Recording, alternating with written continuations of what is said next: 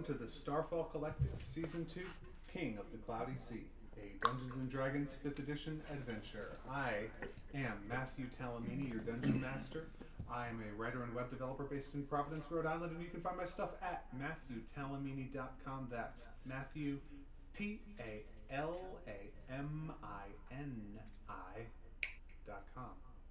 With me are some of my college buddies, Sir Robert Burbridge, playing Weatherin, an elven paladin of Oberon. Say hi so people know who you are. Hi, I'm Sir Robert Burbridge, the Prince of the Cloudy Sea, and you can see stuff at thefarce.net. Dave Farrell is here, but not playing tonight. That's his hand over there. That's his hand, you can see. If you're watching. Dwight Knoll playing Fennetir, an elven cleric of Pond. Nope. You're playing Trilo, an idiot. An idiot. Let's say an idiot savant. An idiot savant, because he did prove himself pretty well last episode. I can use some sort of arrow or bolt slinging weapon. Very nice. Can't Anything identify it. you want to advertise anything for us here? Yes. Tonight I am sponsored by He's not Coca-Cola sponsored. Zero. It's not at all. I'm wearing, if you're on the podcast, just so you know, I'm wearing a giant Coca-Cola Zero like NASCAR outfit. That's really, it's not. And it's got a big zero on the front. Yeah, Dwight, we keep telling you wearing a fire retardant racing onesie is really overkill, but Yeah. It's real cold in here. we can't take it off him. Joshua Suich is playing Malmer, an elven warlock of Chernobog. Say hi so people know who you are and tell them where they can find your stuff. Hi, it's me, Neil Gaiman. Thank you for American Gods. You're inspiring. You can find my stuff all over the internet at jsuich, JSUICH. That'll get you my stuff on Reddit and Instagram. And if you go to Reddit, you should check out the Starfall Collective subreddit. And for the record, I too am Neil Gaiman. I'm not. Oh my goodness. I'm Charles Gaiman, his weird brother. Matthew alone fears to... I'd really rather not. Yeah, Matthew alone fears the name of Neil Gaiman and renders it its due respect. Instagram photography? It's real sad these days. What photography is that? Neil Gaiman's Instagram is real sad these days. His kid is with his ex in like Disneyland or something. They Nice. both got Instagram. All right. Instagram just loves to show me this artistic couple's life. I don't follow either of them. I don't know. But Follow him. Why you do apparently see him? do be on Instagram. Yeah, I don't know. That's your problem. It is a problem. I need to. Instagram has never sponsored me. No, but there are so many cool guitar riffs that people play in between like the celebrity love life garbage. Bogus. It's bogus. I just like I'm there for the guitars. That's all. You're there for That's why I'm there party too. time, excellent. But I don't Okay. like guitars. Welcome to episode 25. So you're not there. Yesterday was an eventful day aboard the Fujin. It's true. A battle with a pair of young black dragons, an attempted murder by mysterious and possibly magical means, the arrival of a delegation of Aarakocra from Air Mountain, representatives of Yellow Eyes, the great Aarakocra seer, who is one of their high priests and the closest of advisors to their queen. They have asked you, and particularly Weatherin, to go to Air Mountain, to help in the coming battle against Karen. They are desperate for such help and are calling on any and all friendly forces in the area to come to their aid. The great Elven Empire is on the edge of war with the Dark Elves already, and with Karenites of all description. So, especially considering the amount of treasure already amassed on board the Fujin, nobody back at Three Ways is probably going to yell at you too much for doing a little side quest here, I suppose. They won't yell at us for that. You are possibly going to get in big trouble for other things. The ship is moving slow right now since you implemented the buddy system.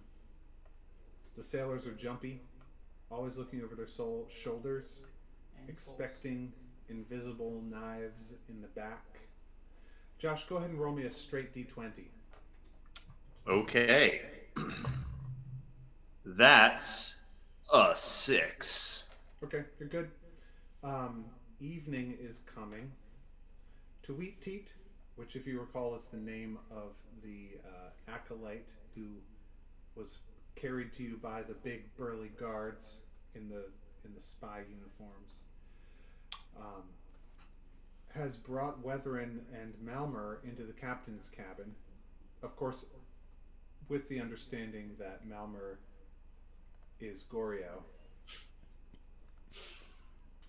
to plot out Fujin's course. It seems as though, he relates, in this part of the Cloudy Sea, Karen's forces are spreading from west to east. If you recall, you are in the far west reaches of the Cloudy Sea towards the north. Yeah.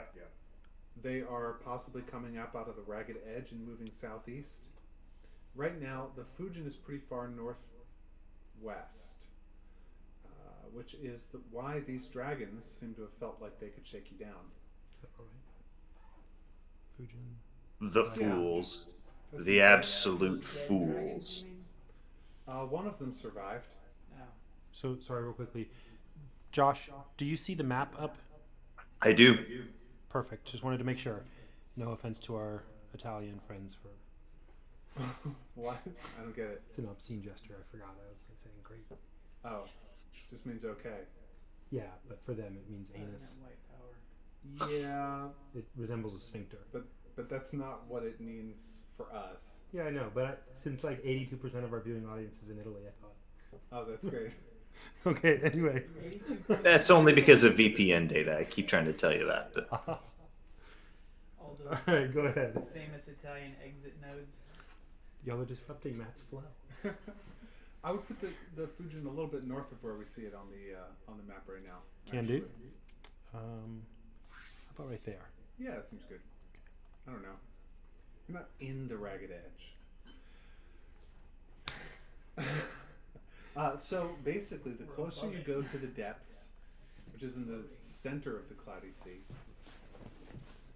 the more likely you are to encounter dangerous beasts or ghosts or undead, which are the normal dangers of the Cloudy Sea. And the further west, the more likely you are to encounter shapeshifters and demons, the Karenites, who are currently trying to seize control of the region.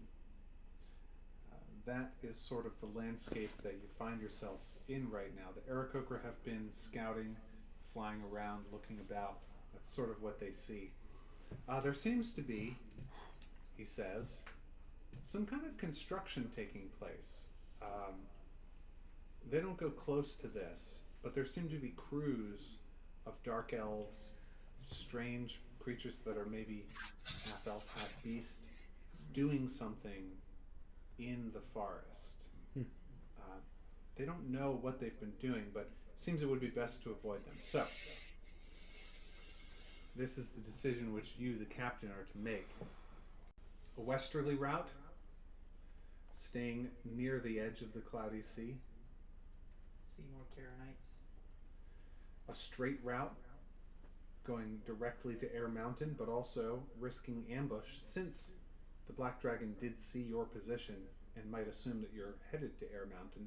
The direct approach might be a place where they would, the Karenites might consider laying ambush for you. An easterly route, which might take you near the depths, but you wouldn't have to go into the depths.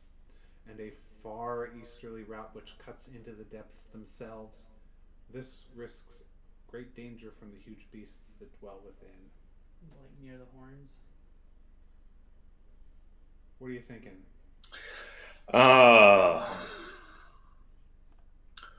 Well, we'd be fools to make a straight shot for it.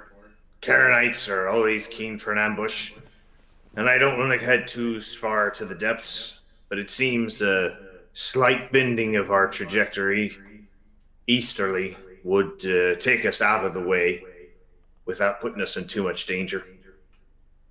A good compromise. Very good.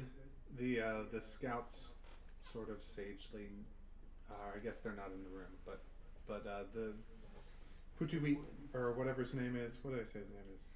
Tutti Frutti? Yeah. Tutti Frutti nods and and you give orders. I suppose the ship can sail continually, so you give orders to your pilot and your mates, and they will steer the course for the ship in this direction. Is there anything anybody wants to do? The Putiwheat, he sort of gives off some hints now, although he is of Weatherin's religion and sect. It seems he would like a word with the captain alone. But the floor is yours. Yeah. You said that Fruity Wheat wants to talk to me or something? He has been talking to you, but he doesn't seem to want to be rude about it, but it seems he would like to speak with you in private. With Waithering. With no. Oh, okay. Captain Gorio, who he thinks is Captain Gorio. Right. But I want to give you this opportunity to speak with him right away if you want. Yeah, I mean, I'm happy to be of any assistance I can. I tell him, I'm happy to be of any assistance I can. Captain Gorio and I had discussed the possibility of going to Air Mountain anyway. So. Very good. He's a mobster? He's a bird. He's a bird. He's a bird, see? I'm a bird, see? Waitherin's happy for. I don't think I have anything special to talk about at this point with him. Cool. So I suppose you leave, and probably you have some things to talk about Barkus with. Sorry, talk to Barkus about things like the course the ship is going to be taking, and you cut some trees, some logs last time for building into new boats. So the arrangement of some work crews for that. And Waitherin's also a well-trained navigator with tools. So I don't know what our current crewing is, but he's happy to help with anything. It does seem that some of the other sailors are noticing that although you are technically subordinate to Sarah, who is the second mate, you seem to be taking on some mate-like responsibilities aboard the Fujin right now, and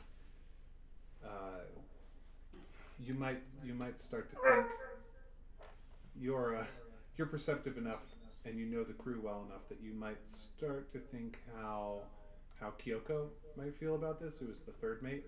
Maybe some of these tasks Gorio has been assigning you ought to have gone to her. Mm-hmm. I don't know. I'm not saying. I'm saying something. Gorio.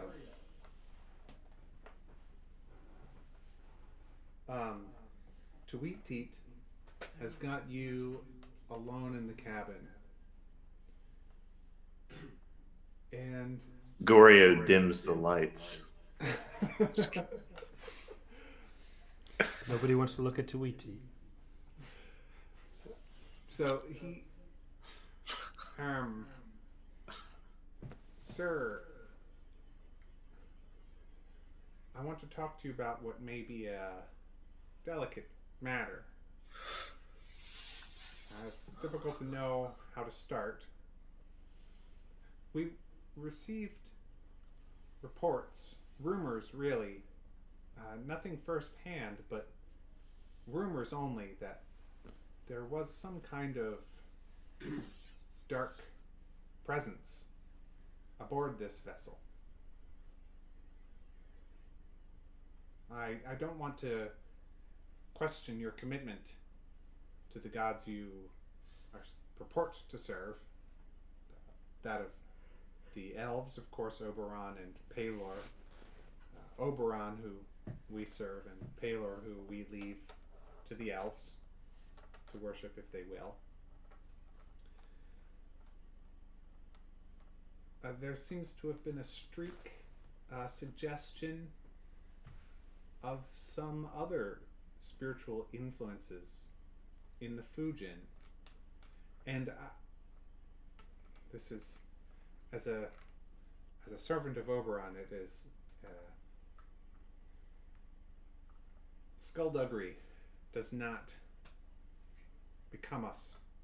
But in times of war, perhaps it is necessary. If you have a line of communication with the enemy that could possibly be exploited,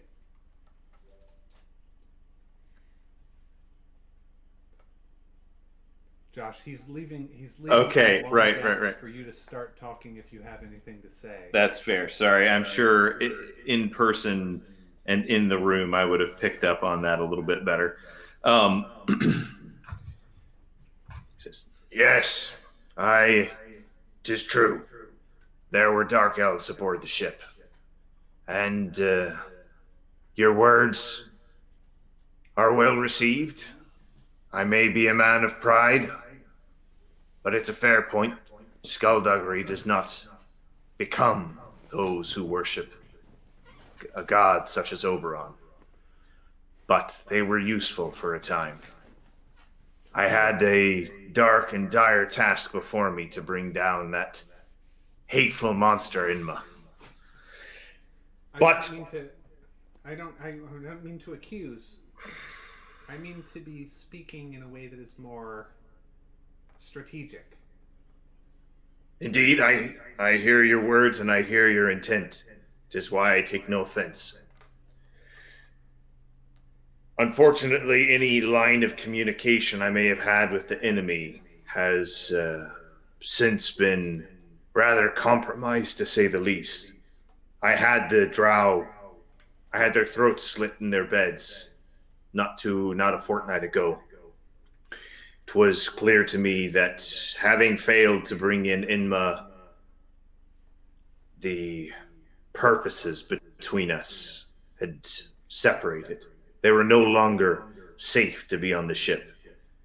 A betrayal, a turning, conflict aboard was imminent, and I headed it off before they were able to bring their full evil will to bear upon me and my men. You've been around Aarakocra enough to be able to read their facial features a little bit. And it's hard to tell whether he is disappointed or relieved. Seems both.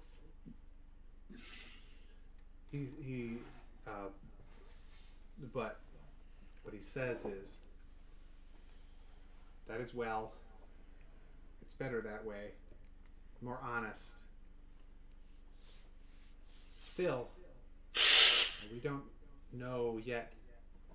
We're searching. We don't know where these Karenites are coming from. They're not coming out of three ways. They are appearing seemingly at random in the cloudy sea. They don't seem to be coming by air, either above or below.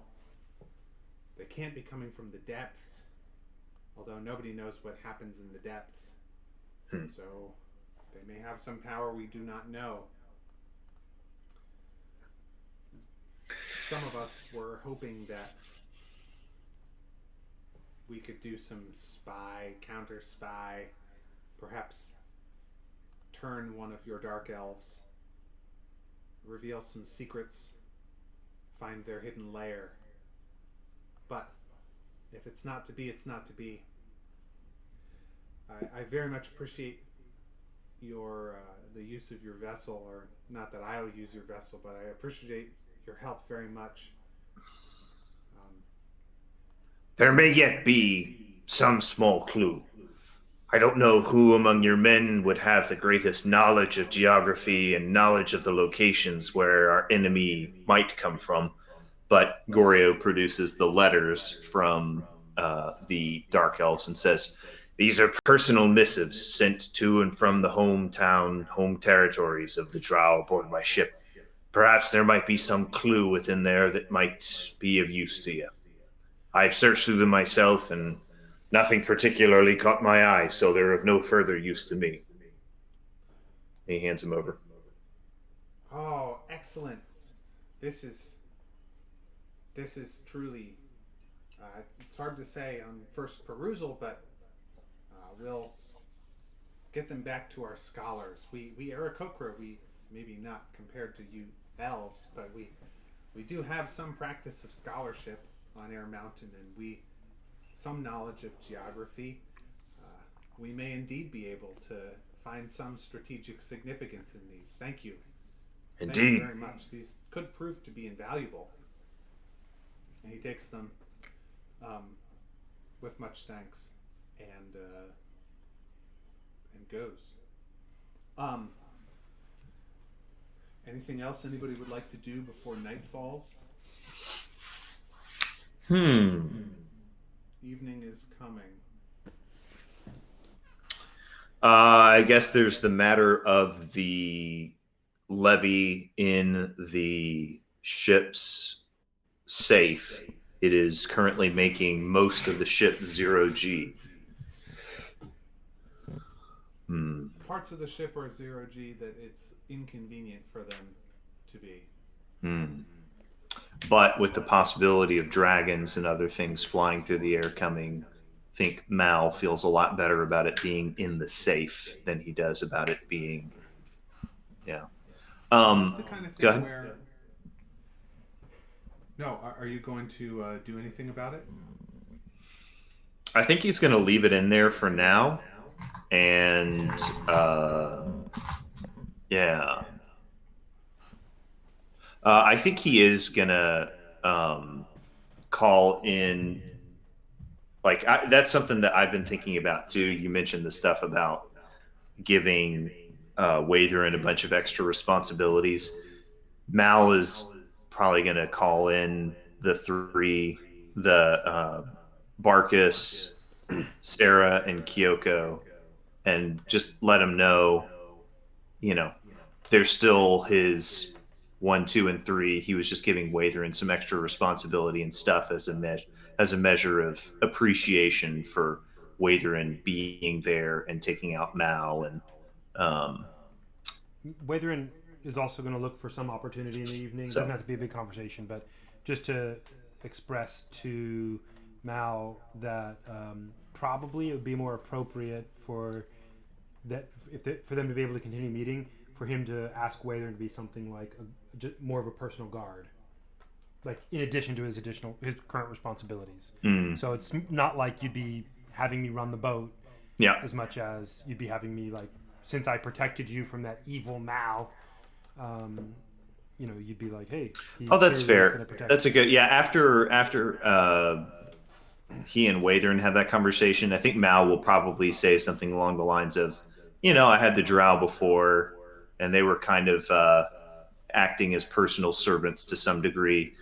And with them gone, Watherin seems to fit the bill. I don't want to take away from y'all's responsibilities towards the ship, or give you any extra responsibilities towards me, especially not with us being in a crisis situation where men are doubled up. We need to keep the chain of command as streamlined as possible. So Watherin will just be kind of a personal guard / servant to me. And that is the leader of the Dark Elves was sort of acting in kind of a fourth mate capacity. Right. And was sort of being like that. So the org chart has an empty spot that maybe it makes sense for Watherin to fill. Yeah, Mal will officially promote Watherin to fourth mate and put it on the ship's log. Fourth mate and also harpooner for Sarah? Yeah, right. Because there's a harpooner spot. There's a harpooner spot open too, right? Well, I was already the harpooner for Sarah. It'd be 2, I guess, right? Or was there already a 4th? Right.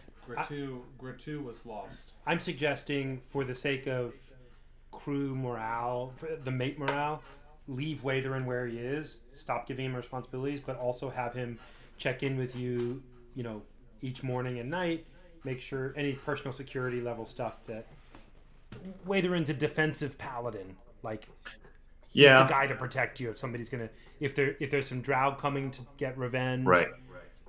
Whatever. And if not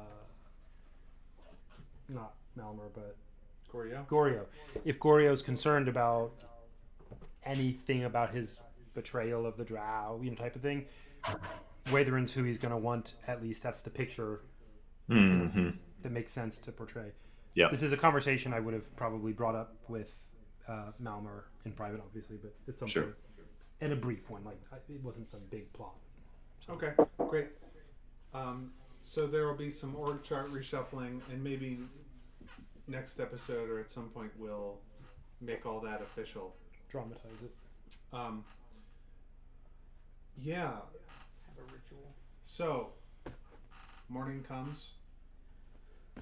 The eerie green glow goes to black. Comes back again. Sun rises.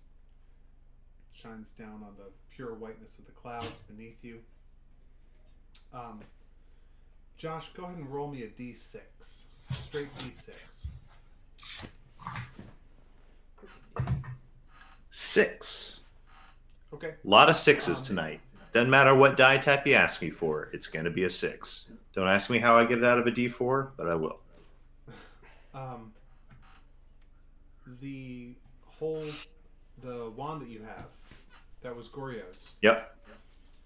That still Have you is. been able to use 2 charges from it last episode? I did. You should not have, though.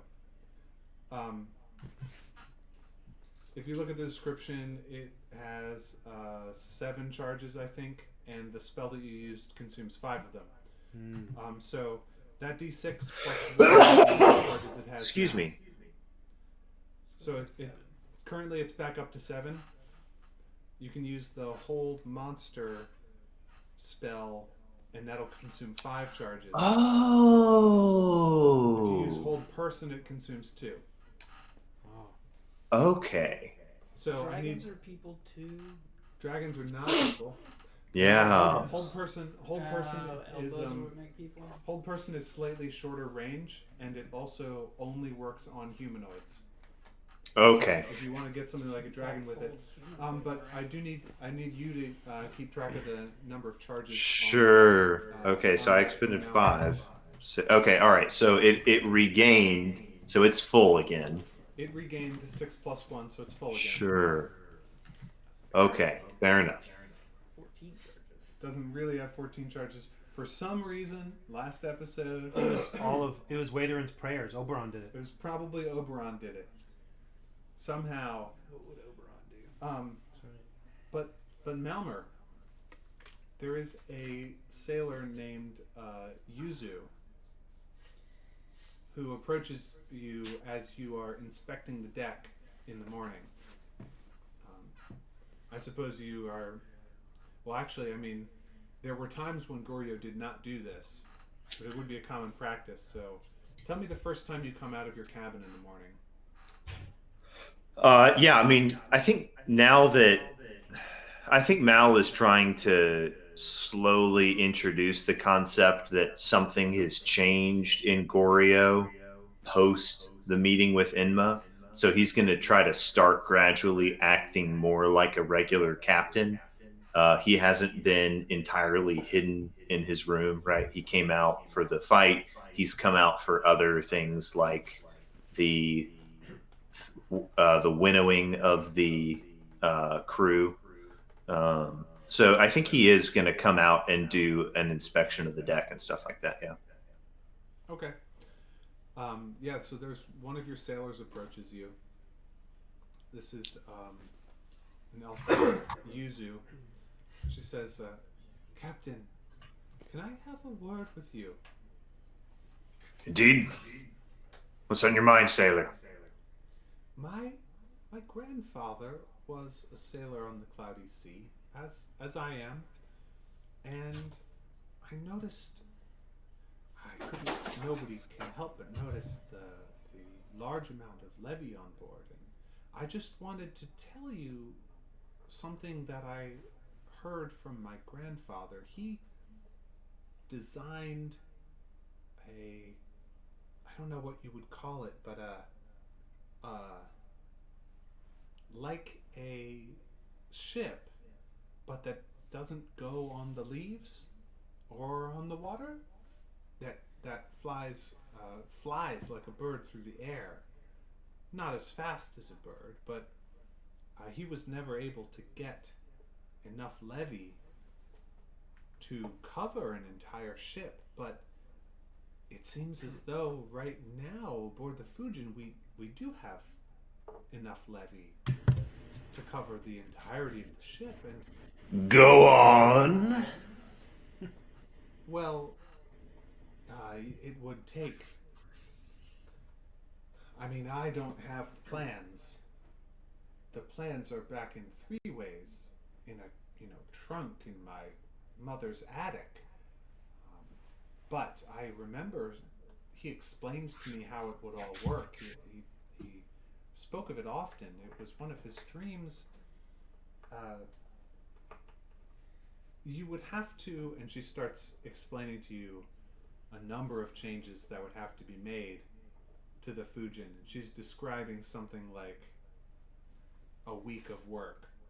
If you had a full crew of expert carpenters, you could get it done in 2 or 3 days. But it would be a system where you would have to rig handholds on the deck. Like you already have in the hold, there's a system that the sailors can use to navigate around in the zero-G. You would have to have something similar on the deck, something similar all the way up the rigging so that they can get to every part of the rigging in zero-G. The whole ship would have to be outfitted in this way. All the sailors would have to be trained to use it. Also, the design calls for 2 shafts to be sunk in the just about where the masts are, with pulleys, and the pulleys would have levy gems at the bottom and would be used to from where the steering can be done. They would be used to raise or lower the levy, so that the weight of the ship that's set on the keel could be adjusted fore and aft, or removed entirely by lowering both levy gems, or brought back entirely by raising both levy gems, so that the ship could tilt up or tilt down, depending on how these pulleys were manipulated. Also, it would involve building some perpendicular sails on the side, which would allow the Fujin to catch breezes that would help to lift it up like a kite. Because even if you're weightless, levy is not like helium. If you're completely covered in levy, you're inert. Right. So there would need to be something to catch breezes that could actually lift the Fujin up. Bringing it down is no problem. You just give it some of its weight back. Right. But lifting it up be a lot like a hot air balloon, except it would have to use these perpendicular sails.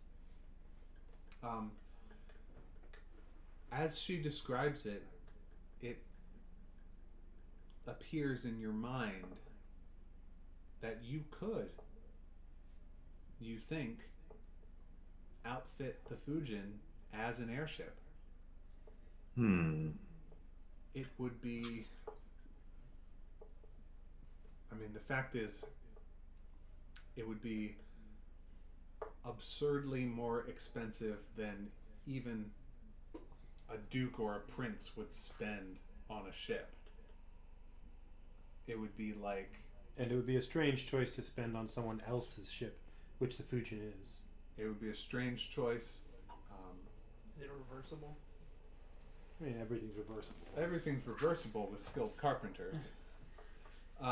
But, I mean, in a world where many people fly on their own, and the Elven Empire already has, flying soldiers in those sort of mecha suits that we saw in Season 1.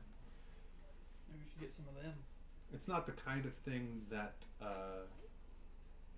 it's not the kind of technology that's likely to change the world, or that's likely to come into a lot of use. But you can sail on over land and sea. You could sail over land as well as over sea, as well as over the cloudy sea, or out into space, the edge, or under the world. Yeah. Can we turn the ship upside down and see what the bottom of this thing looks You like? could see what the bottom of the planet looks like with a conveyance like this. So, it's a new plan. It's something that I don't know whether Malmer has thought of it, but most people won't have thought of it. But she says to you, she just says, "I don't know, Captain. It sounds crazy, but it may be. It would be up to you, obviously. But I feel like it would be a lot of fun." We recovered the better part of the levy that was sufficient to make an entire temple float in the midst of the cloudy sea. I believe we do, in fact, have enough to make such a plan work. I'm a bit loath to do it here out in the open sea just days after a dragon attack when there might be more coming.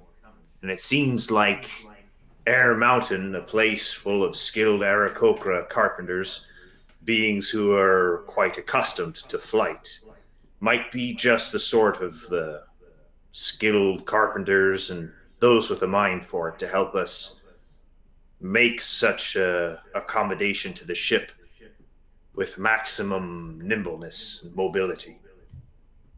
This is a good thing you brought to me. You done well. I'll see that you're rewarded. Now, Thank you. in the meantime, any free time that you've got, start working up any kind of plans you can. Get whatever ideas you've got in your head onto paper. Obviously, I'm not expecting you to come up with a full nail-by-board schematic from memory and in a short time, but any information you can get onto paper will be good. Yes, sir. C2. Well done. He turns and starts walking away. All right. As you continue sailing southeast, you come within sight of the depths, which was the plan, but not to actually go into them. Right. What you see is just a bump on the horizon. The white of the clouds is a little bit higher to your east than it is elsewhere. The depths are so deep, they're getting tall. Yeah, the depths is an area where the trees are something like 3 times taller than they are in the rest of the cloudy sea, so that they are taller both above and below. Mm. That extra area is just what the larger monsters need to make their own sort of dire ecosystem happen. It's not an area where elves ever go. Except these elves. Go ahead and all of you roll survival.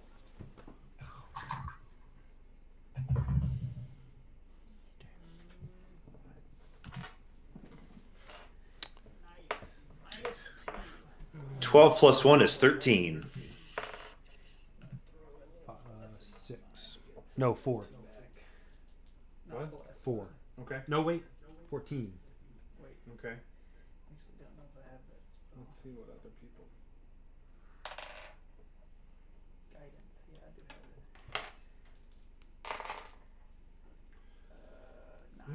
it. 9. 9 for Trilo. So it is. It's about noon. Sailors are lunching in shifts, as usual. The sun is almost directly overhead. You've been making good time. And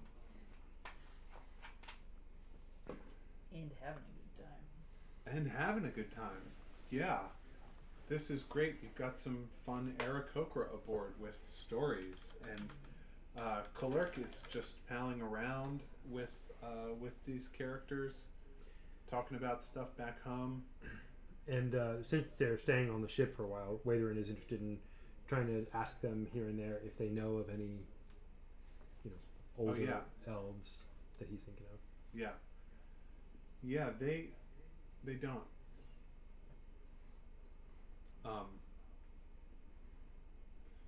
Although if you had a deeper conversation with the main one, Tuiti.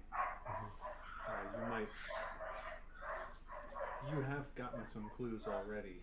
Yeah. That presenting them to him might prove fruitful. But unfortunately, that's not going to happen right now, because I would like you all to describe where on the ship you are at this moment. What moment is it? Like time of day? Just or about anything? noon. Okay. What you're doing, where you are.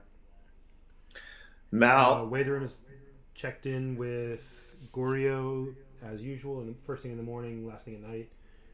But he's checked in with him for the morning, going about his duties and making sure that the new boats that have been made, one of them being Sarah's, is ready for combat, ready for fight. Do you have a buddy? The captain said everybody has to do their work with a buddy. I guess so, but I don't know who. Maybe I don't know. Maybe I don't. Trilo. Sorry. Watherin probably would be a little loath to pick Trilo, but He's a fool. would recommend. I think Watherin would have requested probably some sort of random, Okay. like draw straws every day, and that's your partner for the day. Sure. Yeah, and so you have one of the sailors from Some Sarah's random- boat, yeah. a red shirt. Trilo is off being foolish. Probably, like Aggressively. Being hanging made to... his legs off the side of the boat. Oh, are you hanging your legs off the side of the boat? Sure. Roll me perception. I think I might be alright at that. Oh, not that one. That one. Perception. Well, I'm not actively bad at it. I'm gonna add some guidance though.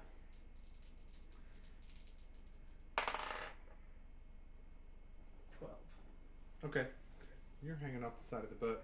So you're hanging off the side of the boat. Yeah, going. "Wah!" Okay. Captain, where are you?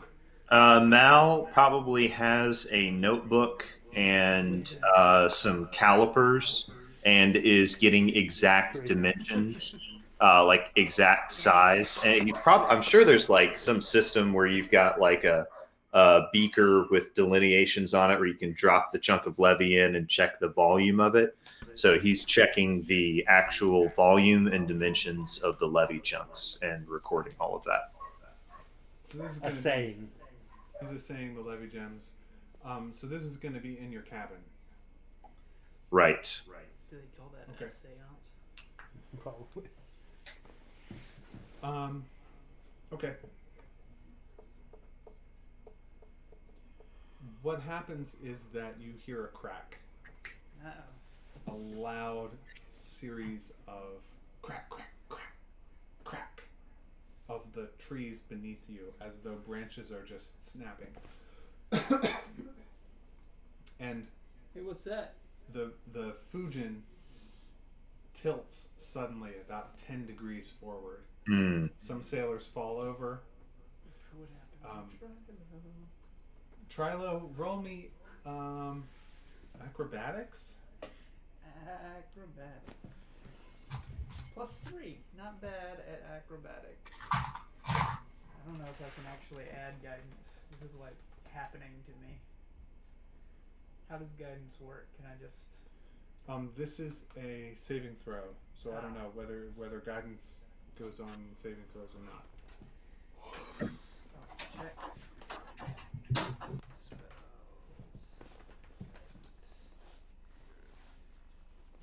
Ability check, no.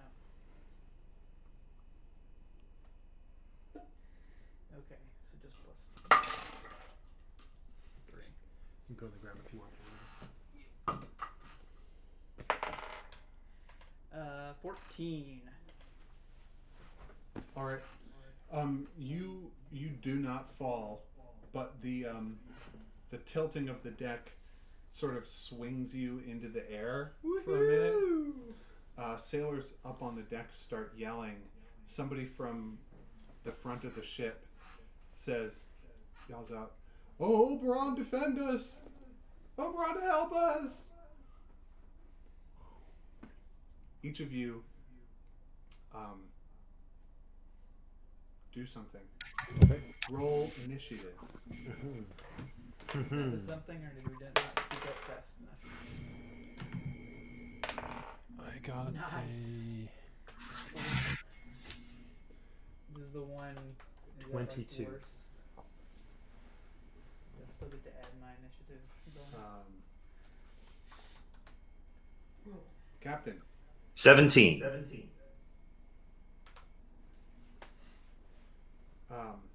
Weathering, you hear the first crack and immediately spring into action. Okay. Something is going on with the ship. It's starting to tilt. Something's going on with the sea beneath you, with the forest around you. Seems bad. And the cracks are if we're listing forward, the cracks are probably coming from the forward down direction. Yeah. Okay. Yeah, I think Watherin is going to grab the shirt of the person he's with, like, Buddy? yeah, like, follow me, really strongly pull him. Mm-hmm. And sorry, we're on the deck. What's the gravity situation? The gravity situation near the captain's, near the back of the Fujin is like pretty much completely weightless, because that's where He's a saying. the captain has the big giant levy gems in the back of his cabin. The front of the ship is pretty much as it would normally be. Okay. So I'm going to grab whatever normal procedure this would be for, like, checking, and Watherin wants to tie one of the little rigging ropes that he would be wearing a harness for or something. Yep. And leap over the front and tell the guy to see, what's going on. Okay. And tell the guy, basically, you're you're my spotter. Or What's your movement? 30 feet walking. Okay. Yeah. And I guess as I'm doing it, shout something that I don't know what the nautical way of saying, like, there's trouble, or whatever. Okay. Yeah. So you shout that there's trouble, and you tie a rope to yourself, and you leap off the front of the ship. You could say Basically- man overboard since you're going overboard. That's true. I could. I think I'm not going to do that this time. It might sound a different kind of thing, but I want to. Yeah, just in whatever direction seems most likely. Like whichever way we're listing the most, if there is. If it's just straightforward, then It's straightforward. then yeah, over the front, with the intent of kind of like swinging down and seeing what's happening there if I can. Okay, so you're not gonna like belay off the front and let yourself down. No, you're I'm gonna just jump. Having put the rope Right. appropriately. Yeah, I'm just gonna leap off. Appropriately meaning like how far are you gonna? The deck is maybe like 10 to 15 feet above the canopy. So like how long of a rope are you going to have? So that when I jump out and swing under, I'm not hitting the boat. So I'm under. Okay.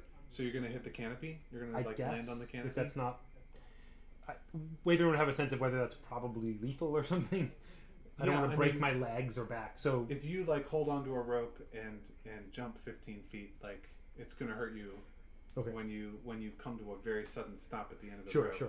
That was sort of my thought about going forward. Is Okay, like so you're gonna catching jump it forward and like you're gonna with the expectation of I'm slamming into the side of the boat, okay, but also being able with to like your feet. yeah, like I'm rappelling or something. But my goal is I want to look and see what in the world is Okay. happening. Make me an easy acrobatics check and a perception check, Acrobatics and perception. or athletics if your athletics is stronger. Acrobatics is We better could for say me. that this sort of thing could be your strength. Perception is Well. 3. 18 for the acrobatics and 13 for the perception. Okay. The trees ahead of the Fujin are falling down. Just like tumbling over. Some of them. Like the nothing is coming for us. Yeah, like as though there's just a gap opening before you. Okay. Do I have time to shout something? Not right now. Okay, great.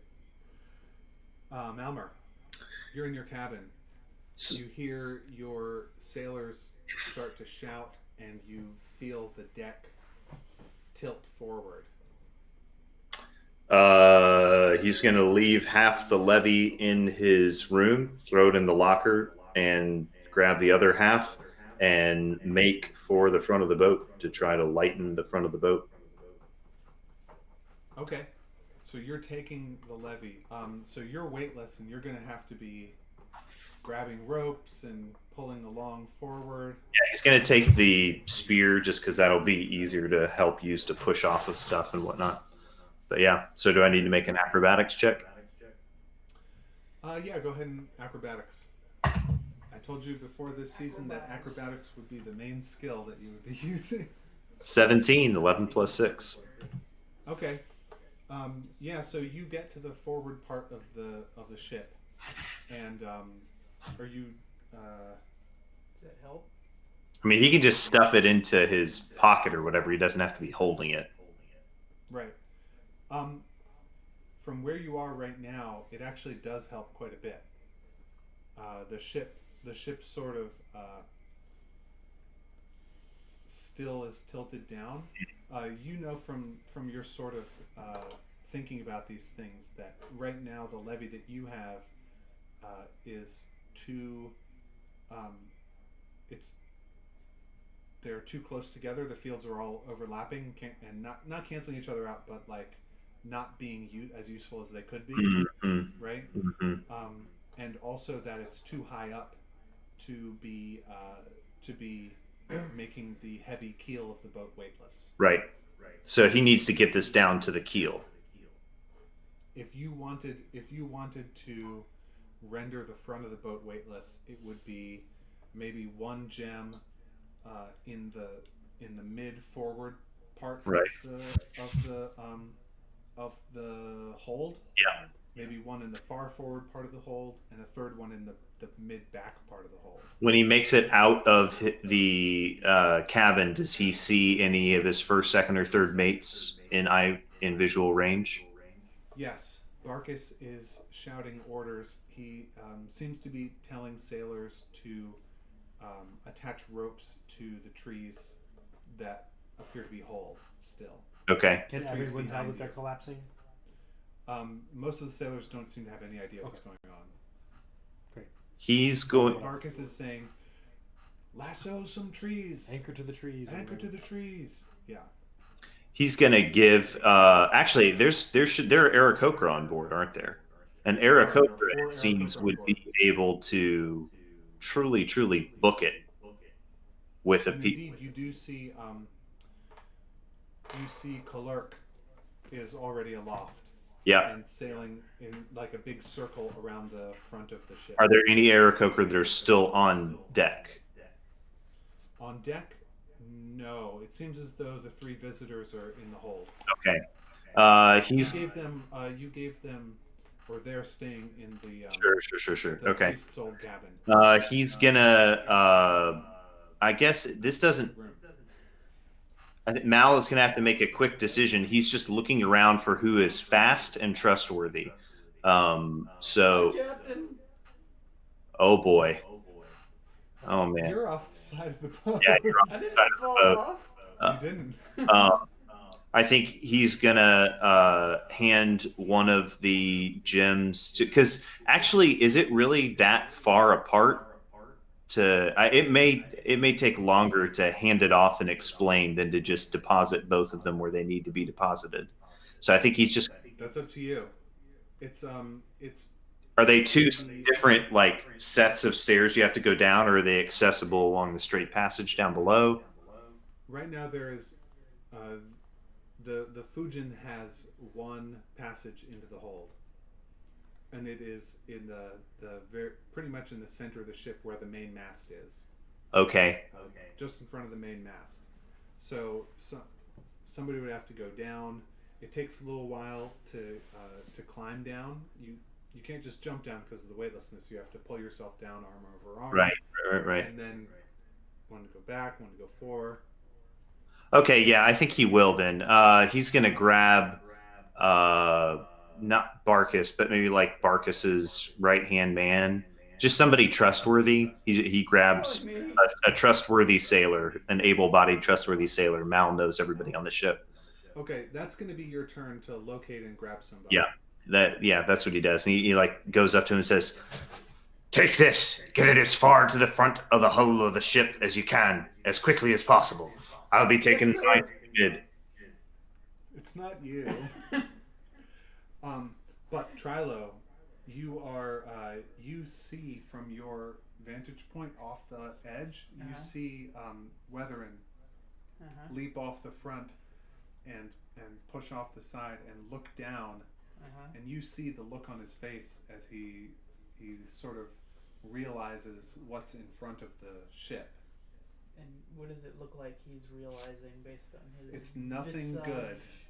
It's something real bad. Oh. It's an Amway meeting. Is there anything I can shoot? You are a D&D hero with all sorts of powers. Do I need to actively perceive? What are you trying to do? Trying to find something to shoot? Oh, you're looking for like a monster or something Yeah. to shoot with a crossbow? Yeah. You or see a nothing of the longbow. kind. Okay. I guess I'll climb back on the boat. Okay. Yeah, that will take all of your movement, and once you get back up on deck, you have one action and bonus action you could do. Yeah, I don't really have anything. Okay. You could give yourself a pump-up speech so that you have Oh, yeah, I advantage guess on so. whatever you I'll do do next that. turn, if it's a sufficiently good pep talk. Malmer, Bless. one of the sailors who was off the side, probably doing some kind of really responsible maintenance, maybe patching a hole or something. Obviously, it must be something important. One of the sailors comes up from the edge. It's him. Okay. And You see that? blesses Captain and is what's his name within 30 feet of me? It's right too far away. Too far away. I guess myself and Vargas. In that case, I guess Mal does give the chunk of levy to Trilo and tells him to get it to the front of the boat as quickly as Yes, possible. sir. Right away, Captain. A wise choice. A choice. Just so you know, my walking speed is 35. I don't know if that helps. Next. See? My strategic genius comes to play yet again. Okay. Strategery. You see Barkus himself is taking a rope, forming it into a lasso, throwing it back so that it wraps around a tree, anchoring the boat, and calling to other sailors to do likewise. Weatherin, it's your turn. I have forgotten, but there is something about actions and talking. It's a Yeah, free. usually it's Extended conversation is. extended conversations might take your action because one turn is only 6 seconds. Okay. So you can't have extended conversations, but if you're gonna take 6 whole seconds, just a shouted command, Right. like stop him Yeah. or get Run. him or run, is probably like a bonus action. Okay. Is there? Can I see anything obvious causing the trees, or just the trees are falling? Do I see I don't know, some big creature going raw? I'm a troll. Roll me another perception. So now you're I sort guess of, I want you're to sort of investigate. hanging here. Maybe. Oh yeah, investigate. Roll me As, investigation. as my action, I guess. Yeah, you want to see what's going on. Yeah, Yeah. which may include lowering myself, if or Yeah. whatever. Okay. Roll me some investigation. Excuse me. Sure. Where's my investigation? There it is. Okay. I was thinking about blessing myself, but that would be another turn because I don't have bless here. Okay. Oops. A 3. Great. 3. I perceived it all. There's some kind of problem Okay. with these trees. And just want Not to where they should be. to make I just want to generally shout up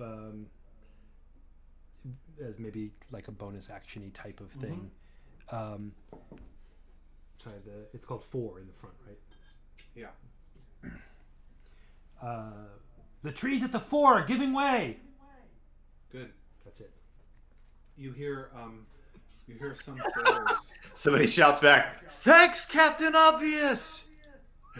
It might not have been obvious. No, it's not obvious. It indeed is not obvious. No. And some of the sailors start to pick up that idea and spread it around to other sailors. So, Malmer, even if you could not, even if you didn't like get this, you still are able to. Even if you didn't hear directly what Weatherin shouted, He can hear what everybody else is relaying. Yeah. yeah, everybody else is saying, "Oh no, the trees at the fore are giving way." Sure. Hopefully we're not tied to one that's giving away. You hear another crack, and the ship slips down a little bit and slides forward a little bit. And in fact, the sails are still up, so it's still pushing forward at a pretty good clip. Right. Does that make Trilo roll to the front of the ship? Involuntarily? No, Ah. I think you're Maybe still if he's laying on the ground. you're still tied on. But yeah, the angle changes a little bit, and the ship is still sort of grinding forward.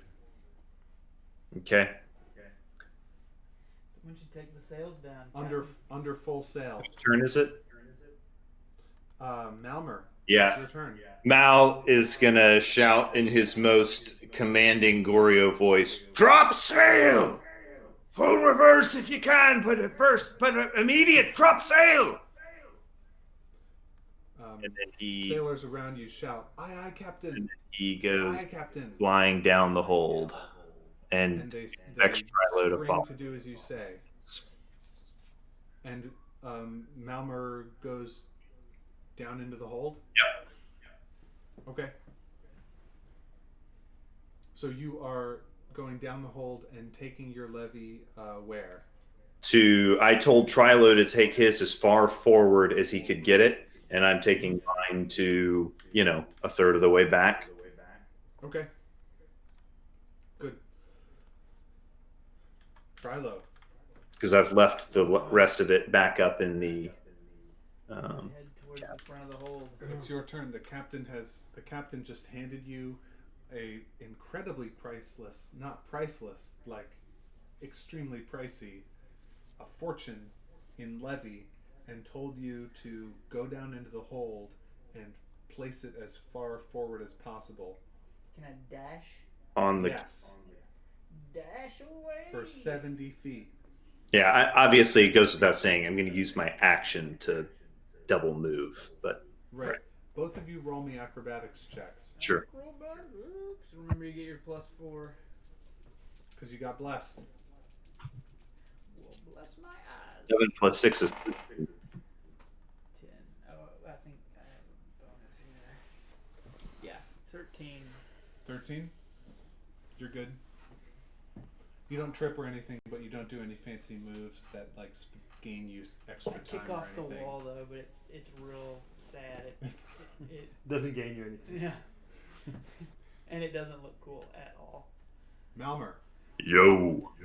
what's that acrobatics check look like? 13. What? 13. Oh, same. Yeah, same. You I think are able to get pretty much to where you're going.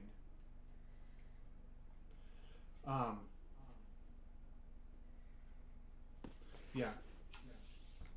Barkus is still. He has thrown one rope.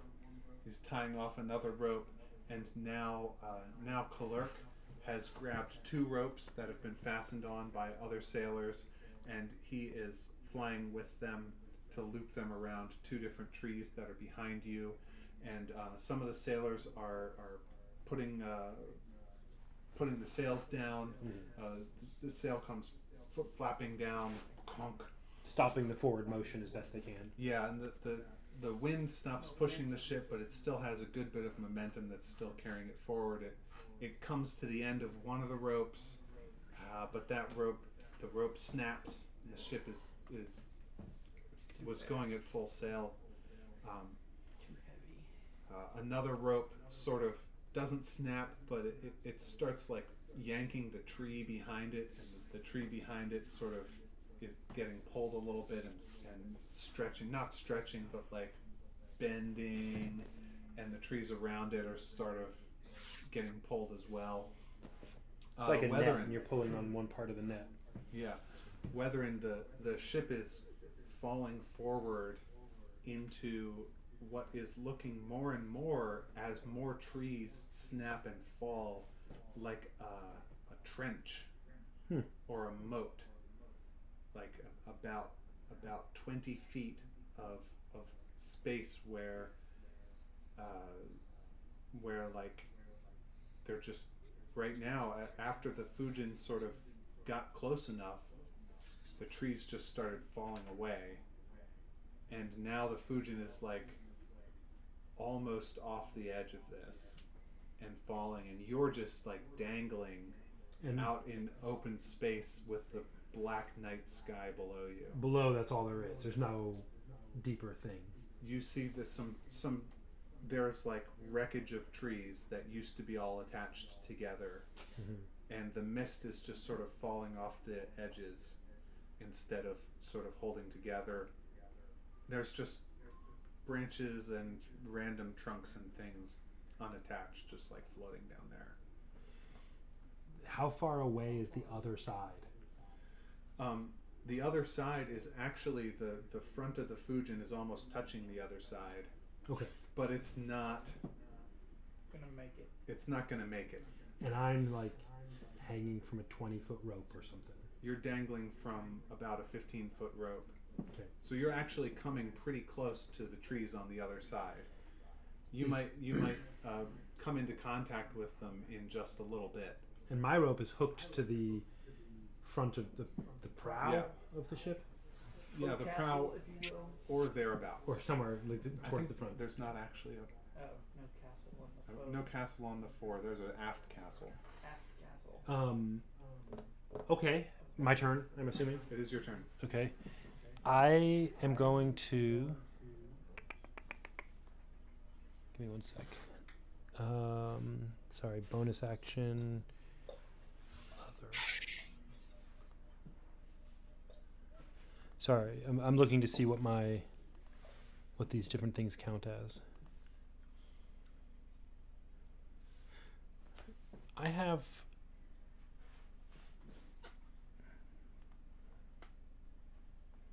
here a bonus action. Okay. And I can use bonus action and action in any order. Yeah. It's not okay. I think and move. And you move. do a bonus action, then move, and then do an action. Okay. I went to find a spot about 30 feet away on one of the seemingly pretty well secured trees on the other side. Okay. And grabbing the rope that's tied around me, kind of like holding myself to it, I went to Misty Step, which is my racial thing, up onto some decent trunk, and then using my movement, I guess, or whatever slack I have, I'm gonna try to pick a good spot and just throw myself around the tree a couple of times, pull it, unhook myself, and try to get basically so that the front of the ship can no longer sink. It's being held up, right, suspended over the trench. Okay, yeah, you're following Barkas's lead and attaching another rope, but this one from the front. I can, because of my vantage point, I happen to be able to see that it wasn't just like this vast ocean of falling trees, and so I'm going to anchor us both points because we're tilting. Good. Plus, you're getting more and more slack as the ship travels towards you. I guess so, yeah. And I'm going to try to. My goal here is to try to stop the sinking. Yeah. I know I'm not going to be stopping the forward motion because it's a rope, but stopping it from like being able to turn down. Yeah. So. Sorry, and I should say, if possible, I don't know. I don't have a perfect picture, but like a couple of trees back would be good. Yeah. I don't know how far they are. You want to go as deep into the trees as you can. Basically, yeah. In front of you. Yeah. You see one that does seem to be good and sturdy. Good and sturdy. Mm-hmm. Yeah. Go ahead. It's just Misty Step, so I if I Yeah, can you see can it, just I do go it. to it. Yeah, so you do this. I have no idea what happens to the rope, but Anything worn goes with you? yeah, I think it's fine. You misty step holding the end of the rope, and you. Technically wearing the ship. Counts as The world's most luxurious accessory for the world's most Yeah, luxurious. you appear next to this big tree, and you start navigating around it and just tying it off on the biggest branches and putting it right around the trunk and tying it. And I just to say, I specifically am aware that if I were to keep it on me, it would just cut me in half. Right. So I'm not. So you take it off of yourself. Yeah. Yeah. All of you sailors have like rigging built into your Right. clothes, Carabiners or whatever that you're very skilled at hooking and unhooking ropes from. So I just wanted to make that explicit. yeah, good. So you're standing here on the trees as you see the ship just kind of float forward, and the front catches on the edge of the Far side. far side, and when it catches, the ship just sort of goes up and up. The back of the ship lifts like it's almost about to do a flip Because it's got its momentum. because it's got a lot of momentum to deal with. Barkus's ropes that he's attached from the back, one of them snaps, another one snaps, a third starts to pull a tree up. Weathering sailors are starting to slide towards you, except for then they get caught in the levee, and the field of the levee that Captain Gorio is placing in the hold, and Trilo is placing in the hold, and they are able to like grab onto things and not slide. It's only a little bit. It's only like the center part of the deck that is like not covered, and the ship just kind of gracefully floats around upside down, and then just floats there and drifts a little bit in weather, and you look up, and there are some sailors above your head. You can wave to them. They're looking at you like, this is insane, what's going on? I'm not in any kind of levee field No. because I'm far enough away. Yeah, you're So standing. I'm standing on the forge, tree, and I see them doing this. and you see them going over you upside down, and the ship continues turning, and comes down, and the prow touches down, and it looks like it would continue just rolling like that, except that your rope, Uh-oh. Well, the aft, right? It flipped over the. it flipped over. Isn't the back called the aft? The aft is in the front now. Right. Okay. Right. Oh wait, no, I'm sorry. It went like this. Yeah. Yeah, Aft is in the. And so now the prow basically actually- pivoted around me. yeah. So your rope holds, Uh-huh. and the back of the ship hits against the trees, and just With like the masts going down into them. the masts just kind of go into the trees. Hopefully, make it twist a little. That'd be nice too, because you have to write it. We're gonna roll for how the masts do. Didn't get the number you liked. I don't like these numbers. The main mast is fine, but the sails are torn up some. The foremast is snaps. Mm. You don't know this yet, but you see the ship just upside down, boom, in the trees, and sailors have dodged out of the way of Branches the branches and stuff. The mist is now like on the deck of the ship. What usually keeps the bottom of the ship the bottom? It's weight. The keel is heavy. So now it's just gonna kind of roll over, right? It may There's- have. Sorry. go ahead. There's a rope. Yeah, but it can twist around the rope. Well, the problem is that there's now a mast sticking down into the trees. So we're going to have to get the whole thing up before we can twist it. Fortunately, you have a lot of levy. Yeah. The captain comes out of the hold, having flipped upside down, and pulling and letting himself down, surveying, calling to everybody. What skill do you think represents like leadership? I guess persuasion. Sure. Possibly wisdom. Possibly, yeah. I might make a straight wisdom check. It depends. Persuasion as a leadership skill is going to be weaker than wisdom. It's trying to get somebody motivated for these tasks and lead them into that. Yeah. Wisdom's going to be more of a character sort of issue. Charisma. Yeah. Your choice. I was just. Persuasion is charisma too. Yeah. So make me a charisma check. Okay. 14. Just a. Okay. Yeah. You and oh boy, Barkus is like overwhelmed, and he looks to you, Malmer. Says, "Captain, what do we do? What is this?" Weatherin, you can see when the Fujin slammed into the trees on the far side of this gap, the it shook the forest some, Mm-hmm. and the trees to either side along this gap sort of started falling away even more, and it becomes even more apparent how artificial this is. It's a trap of some kind. As though somebody has cut a long rectangle of trees right out of the cloudy sea. Mm-hmm. Like went through and snipped all the roots, and that caused them to sink, or something like that. Yeah, like they sawed off strategic branches that held these trees together, so that just the slightest touch would send them falling. Because of course, once the trees no longer have their own internal structural integrity, Sure. they no longer float. They Cut a hole in the net. They become weighty again.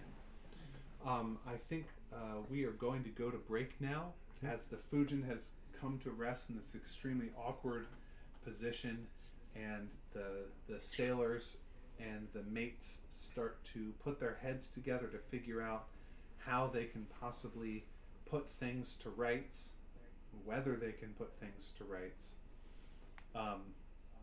We are going to be back in 10 minutes at 9:10.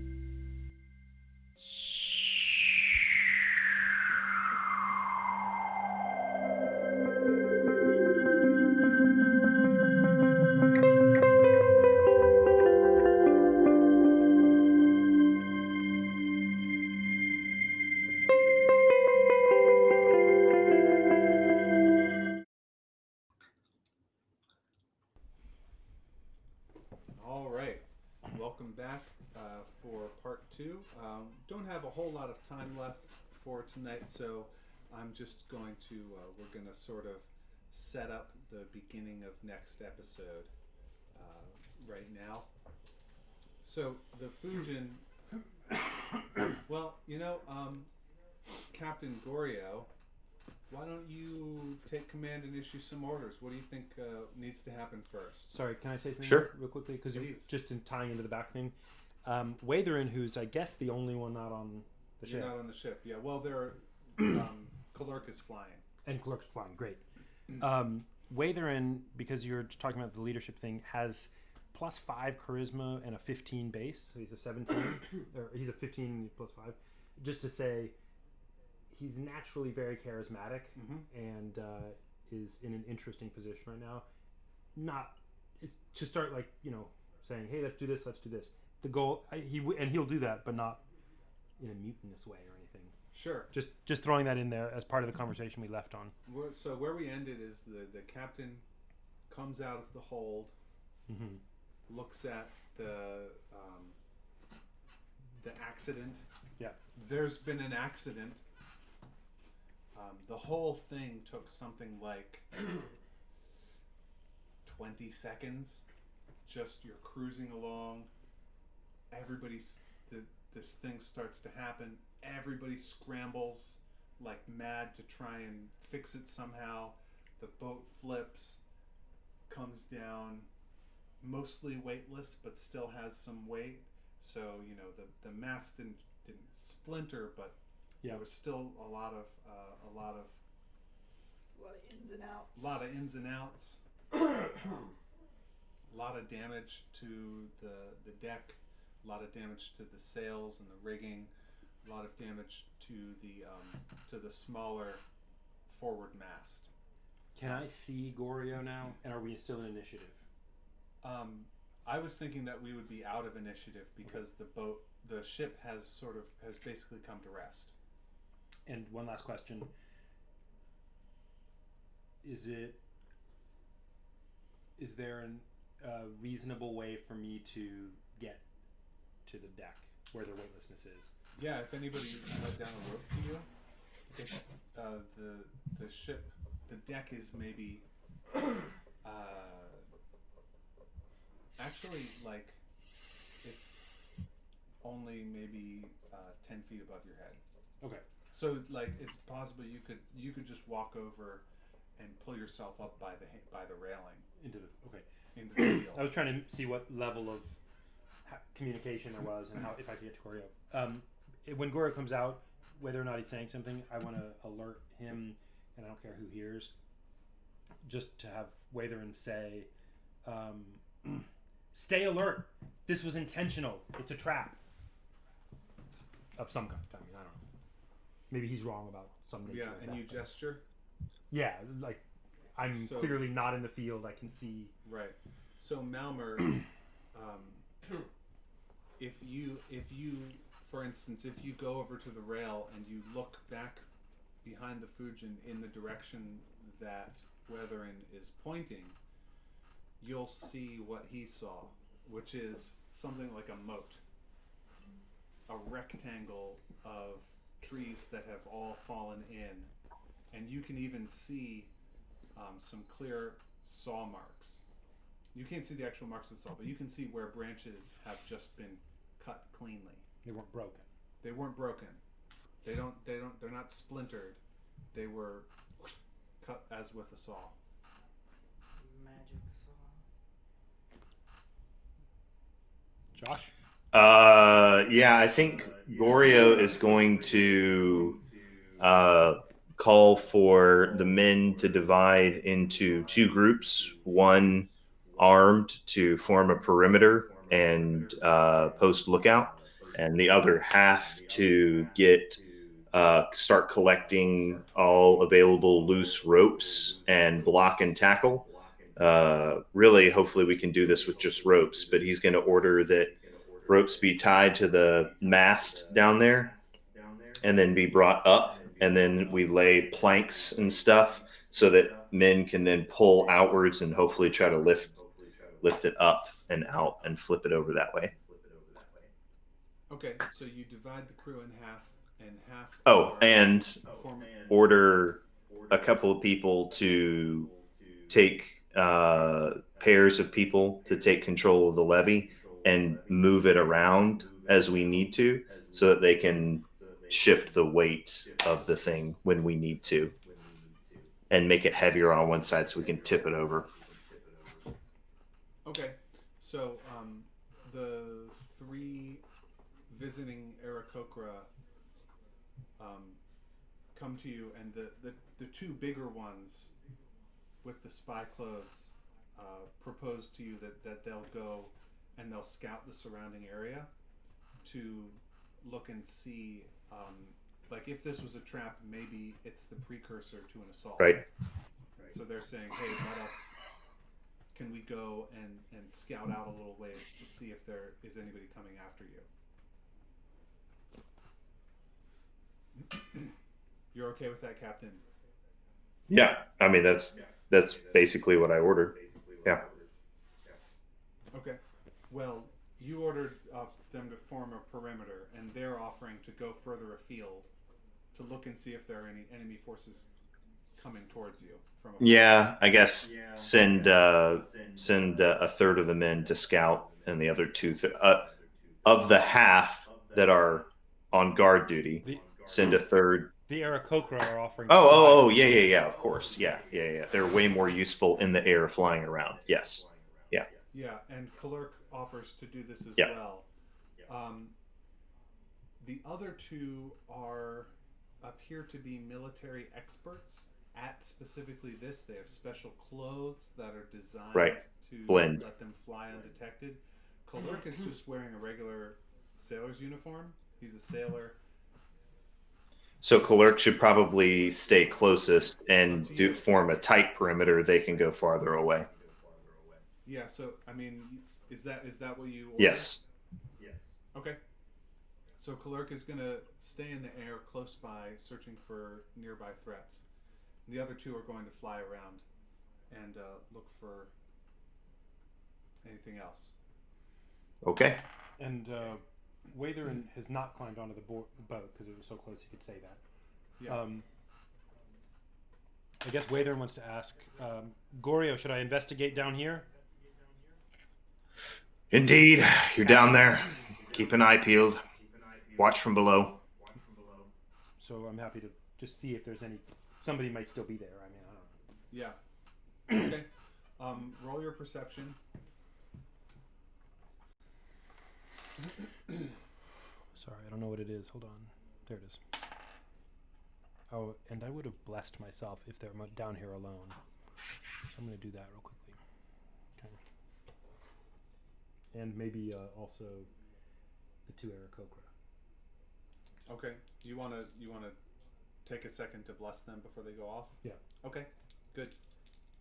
And bless does what? It gives an extra D4? An extra D4 on attack and saves. And I got a 17 on my... No, I got a 20 on my perception, but not natural. Okay. Yeah. You see,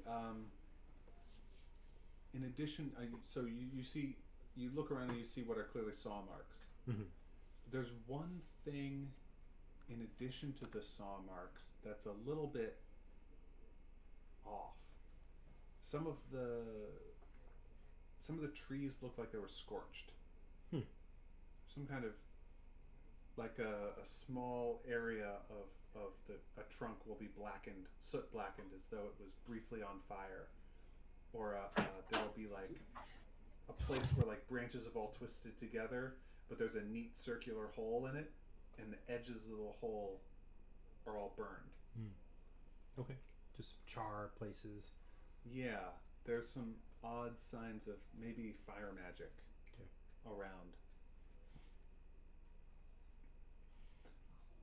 So the crew begins to put in place this plan. Let's see how they do. Okay. Hey Matt, I need to go take care of something. I'll be gone for like a minute and a half. I'll be back quickly. Okay. Okay.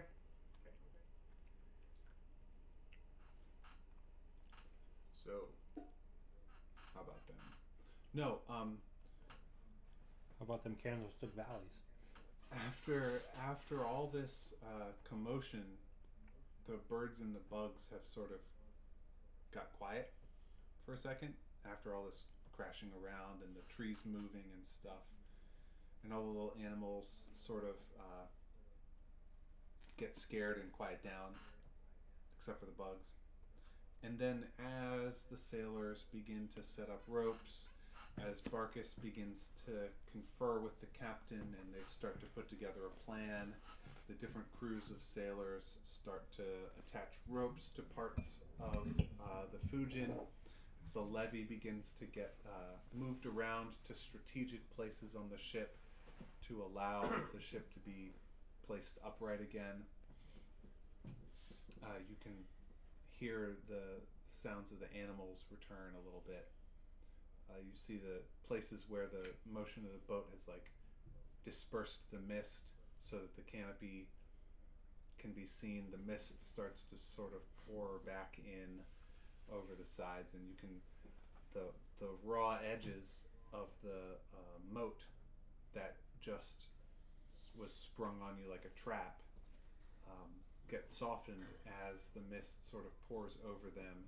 You can no longer see the edges of the trees.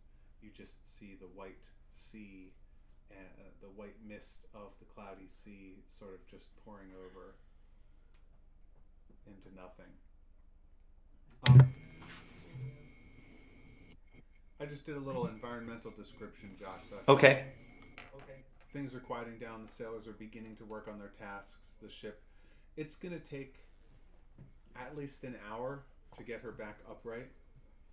And once you've gotten her back upright, who knows how much longer to get her ship shape.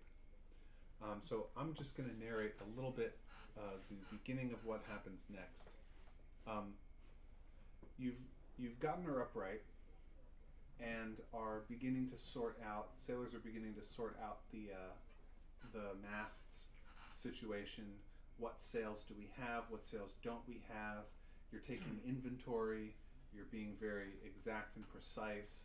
The ship's carpenter is working double time. He's got 2 sailors with him working as well. They're hammering. They're putting things back together.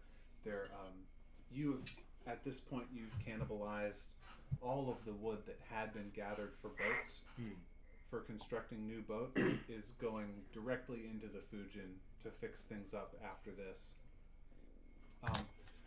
But it's looking like you're going to be here for a little while, and then the Aarakocra return, and what this looks like is, because they're very stealthy about this. Captain, you're on the cabin, and suddenly from underneath. No, the ship is upright again. Oh, okay, got it. You've got the ship back upright. With it almost weightless, it's actually pretty easy to turn it upright. The thing that was really difficult was to do it without any danger to the remaining mast. Right. And without breaking anything more than it was already broken. You hear like a sudden flapping of feathers above you, Malmer, and then just a patch of blue sky is a blue man-sized bird man who is flapping and slowly descending. Bird they person. almost appear out of nowhere when they appear. That's how good their camouflage is pretty good. And the 2 Aarakocra guards touch down by you and say, "Captain, something is coming. We've got some Karenites on the way in from the west. Looks like dark elves and some kind of demons." How many in their forces? And just then, he says we by the time we saw them, they were already pretty close. They're getting closer, and at that moment, a smallish bolt of fire goes whoosh over the top of the Fujin from the west. And with that sign of impending battle, we will close this episode and start the next episode by rolling initiative. Nice. Or probably not rolling initiative right away. You'll have a few minutes, to make preparations as the enemy approaches. Okay. Sounds good. Sounds amazing. Thank you for joining us for this episode of the Starfall Collective. Sorry, Trilo. What? You didn't seem to get much airtime. No, that's fine. Sorry about that. But that whole foot dangling scene was pretty intense. Oh, I like the foot dangling. So that's where we're going to stop for tonight. Thank you for joining us. Tune in, not this same time next week, not this coming Monday, but the Monday after, for another exciting episode. And remember, failure's beautiful.